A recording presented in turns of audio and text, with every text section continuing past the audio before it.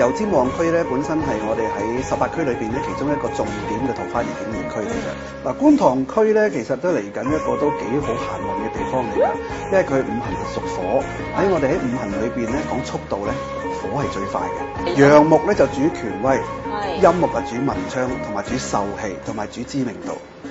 所以黃大仙區你淨係搭個名出嚟都不得了啦。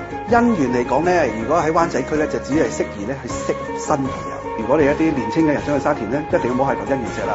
譬如話想第一次上車去置業，先喺荃灣區扎根咧，就反而係個好處。所以一般打工仔，如果話又就係一置業想揾多啲外快嘅，得閒就去咗葵青區行個大運，去自己揾外快嘅資源嗰度嚟。其實元朗區咧，同我哋喺18區另外一個區大埔區咧，係兩個係我哋全香港18區裏邊最具福氣嘅地方。當我哋如果想係結人緣啦，甚至乎想儲錢咧，個錢罌帳滿咧，就多啲去屯門區嘅行運熱點去旺下啦。